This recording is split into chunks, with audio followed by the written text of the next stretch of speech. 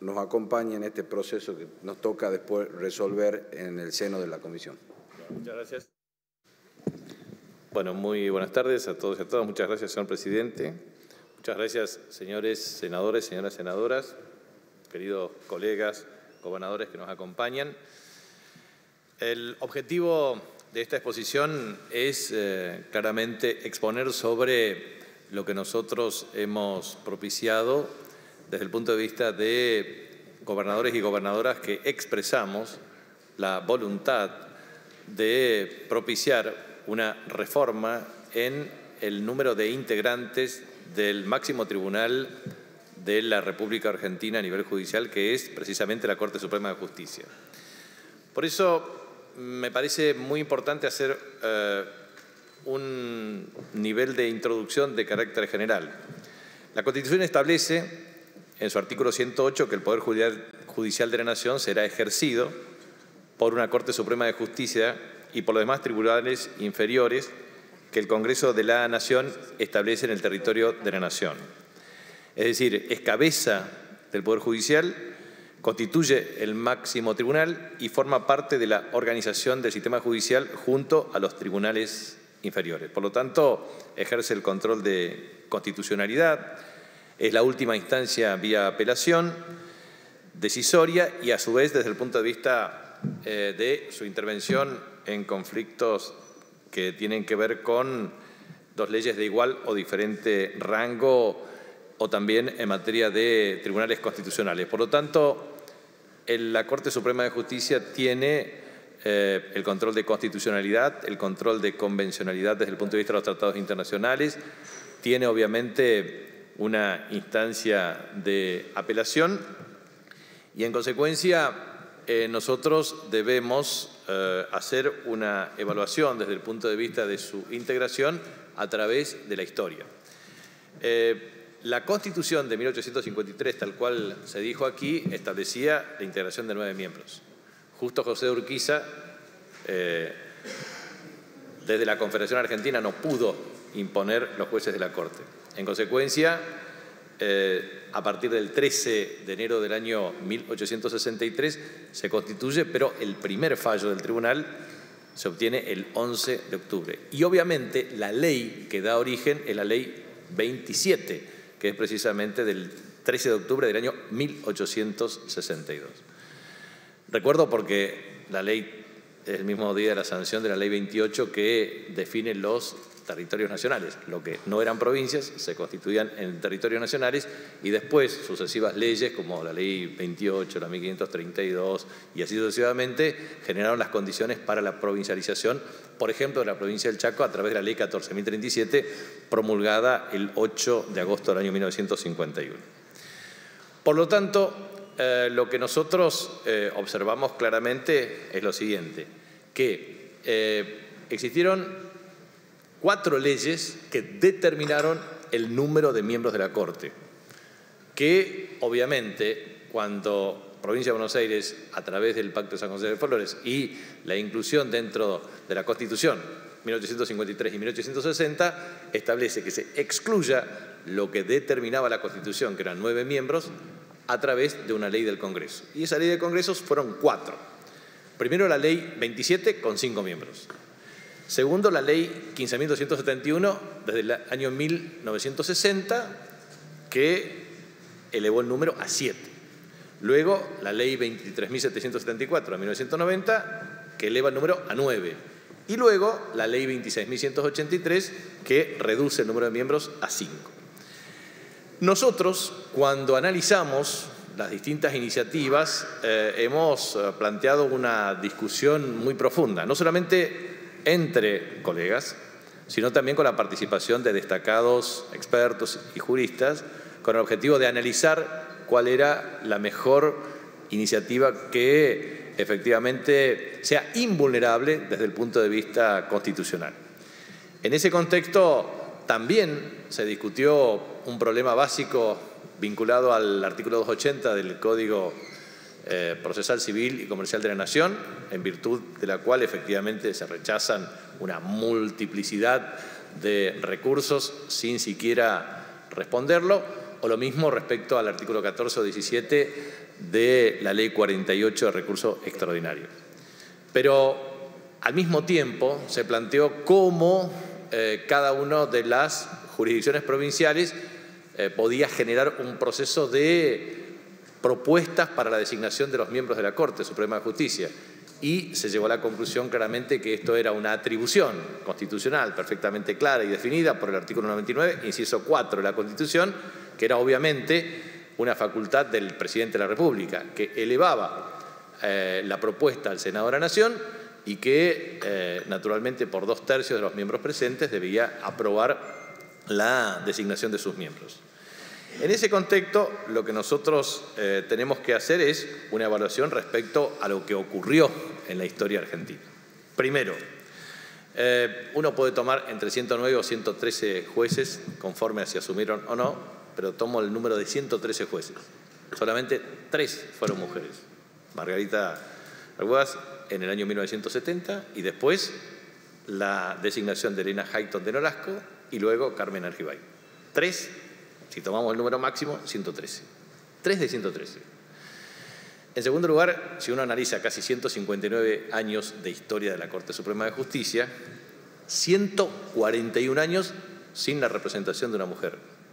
Ahora, si hacemos la evaluación de quiénes fueron sus miembros, 60% graduado en la Universidad de Buenos Aires, 57,3% procedente de la provincia de Buenos Aires, 1% de la Ciudad Autónoma de Buenos Aires, pero 10% de Córdoba, 5,5% de Santa Fe. Hoy hay un miembro de la Ciudad Autónoma de Buenos Aires, 2 miembros de la provincia de Santa Fe y un miembro de la provincia de Córdoba. Si uno observa a través de la historia quienes no han tenido participación en la designación de los miembros de la Corte Suprema de Justicia, puedo hacer mención a 11 provincias que nunca, a través de 159 años de historia, tuvieron un juez o jueza en el máximo tribunal de la República. En consecuencia, lo que quiero transmitir con énfasis es lo siguiente. Nosotros tenemos el artículo 5 de la Constitución Nacional. Cada provincia dictará efectivamente para sí bajo un sistema republicano representativo, de acuerdo a los principios de la Constitución Nacional, obviamente una Constitución que asegure su administración de justicia, pero puedo relacionarlo con el artículo 121 al 128 como agentes del Gobierno federal. En consecuencia, nuestras provincias argentinas tienen administración de justicia. Y me remito a una historia muy particular. La provincia del Chaco, el 4 de junio del año 1953, asume el primer gobernador constitucional, don Felipe Gallardo. ¿A quién designa don Felipe Gallardo? Muy bien, don Felipe Gallardo designa a María Morizano de Farías, primera presidenta del Superior Tribunal de Justicia en la provincia del Chaco. Después, efectivamente, fueron de 53 miembros del Superior Tribunal de Justicia, solamente en nuestra provincia son 6 mujeres. Pero lo más gratificante es que durante el periodo reciente llegaron a estar 3 de los 5 miembros del Superior Tribunal de Justicia siendo mujeres. Por lo tanto, la composición de la Corte Suprema de Justicia ha sido claramente centralista, misógina, porque ha excluido claramente a las mujeres, y con un sesgo antifederal. La República Argentina históricamente ha vivido 3 tensiones estructurales: la tensión entre gobernabilidad y calidad institucional, la tensión entre estabilidad macroeconómica y crecimiento, la tensión entre inclusión social y distribución del ingreso. Y la pregunta que es necesario hacer es: ¿dónde estaba la Corte Suprema de Justicia? ¿Dónde estaba la Corte Suprema de Justicia cuando se produjo la convalidación de los gobiernos de facto a partir de 1930? Es necesario remarcar que el presidente de la Corte Suprema de Justicia está 4º en el orden de sucesión presidencial, sobre todo a partir de la reforma del 28 de noviembre del año 2002, la ley 25.716. Y es necesario admitir que desde 1862 a 1930 el presidente de la Corte Suprema de Justicia era designado por el presidente de la República. Después fue designado a partir de la mayoría de los miembros integrantes de la misma. Y en 1976 se establece la limitación de hasta 3 años. Porque antes, recordemos el caso de don Antonio Bermejo, tantos años al frente de la Corte Suprema de Justicia. Por lo tanto, ¿qué relación directa hay entre la convalidación de la doctrina de los gobiernos de facto y los mecanismos de elección del presidente y los mecanismos de regulación desde el punto de vista de su funcionamiento? Entonces, nos parece muy trascendente establecer esto y sobre todo ver que en el caso de la Corte Suprema de Justicia, yo traigo a colación un dato de color, que es básicamente cuando Julio Argentino Roca observa que el funcionamiento de la Corte en la calle Bolívar se encomienda oportunamente a Norberto Millar en 1889, luego el diseño por encargo de Roca, en 1904 por el edificio, por la piedra fundamental, en 1910 se inaugura parcialmente y recién el presidente Castillo lo hace en 1942 con el salón o la sala de audiencias correspondiente. Fíjese todo lo que tardó también para la construcción del mismo edificio. Por eso lo que nos trae acá es claramente una decisión. La decisión tiene que ver con lo que nosotros hemos planteado con absoluta claridad en la discusión. Por un lado, porque nosotros entendemos que se han agudizado las asimetrías en la distribución espacial del ingreso en la República Argentina. Y parte de esa garantía debía también estar enmarcada en uno de los poderes del Estado, que es el Poder Judicial de la Nación y su autoridad máxima, que es la Corte Suprema de Justicia. Pero las provincias fueron deliberadamente excluidas. Nosotros creemos que las últimas decisiones, y quiero transmitir una idea muy precisa, ¿hubiese ocurrido la aplicación del 2x1 con una Corte integrada por miembros representativos de las provincias? ¿Sí o no? ¿Hubiese ocurrido que exista una injerencia como la reforma reciente en donde la Corte prácticamente se erige en el proceso de formación y sanción de las leyes, restituyendo respecto al funcionamiento del Consejo de la Magistratura? ¿Sí habría representación de carácter federal? ¿Se hubiese discutido una medida cautelar que pretende reducir recursos que pertenecen genuinamente a las provincias argentinas para financiar a la Ciudad Autónoma de Buenos Aires, que en la Ley 23.548 era municipalidad de la Ciudad Autónoma de Buenos Aires y que no le correspondería ninguna asignación de recursos en forma específica? Esto claramente lo que permite observar es, primero, el avance del centralismo. Y el centralismo avanza de la mano de la injerencia corporativa, porque acá no hay independencia del Poder Judicial desde el punto de vista político o partidario. Lo que hay es precisamente dependencia de la Corte Suprema de Justicia y de sus miembros respecto a corporaciones que promueven un mecanismo de presión y manipulan y manejan la justicia a su antojo.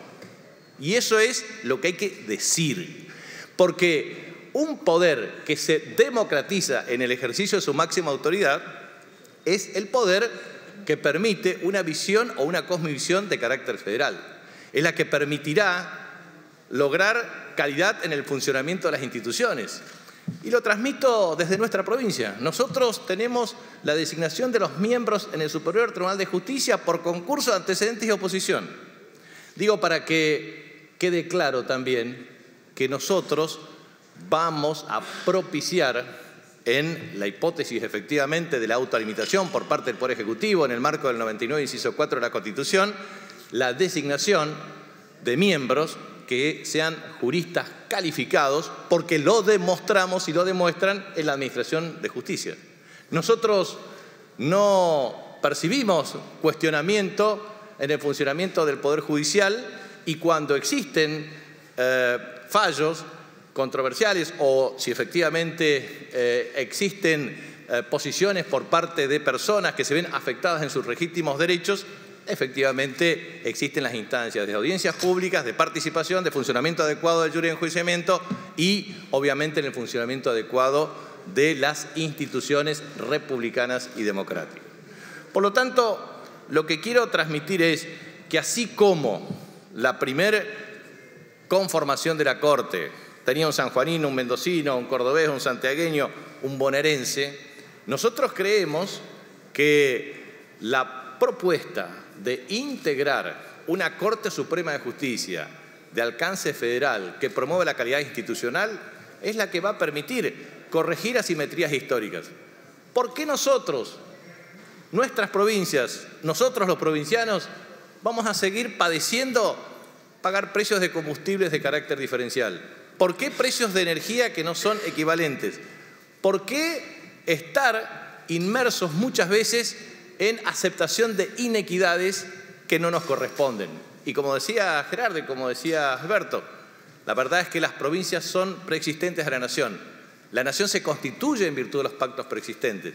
Y las que no fuimos parte de los pactos preexistentes, también contribuimos al desarrollo, al crecimiento de la República Argentina. Por eso nosotros creemos objetivamente que existen razones constitucionales, existen acciones y razones institucionales, pero también existen razones operativas, la multiplicidad de las causas, la ineficiencia objetiva y marcada por la imposibilidad fáctica de la especialidad en la materia. Por eso nosotros hemos planteado claramente un primer paso. ¿Cuál es el primer paso?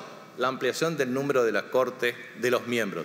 Segundo, no cuestionamos la integración actual porque decimos garantice su continuidad en el tiempo. Primera definición, 25 miembros. Y a su vez incorporamos a la Ciudad Autónoma de Buenos Aires, que a su vez aceptamos que tiene una restricción porque no tiene un régimen de administración municipal y no tiene elevación y categoría de provincia.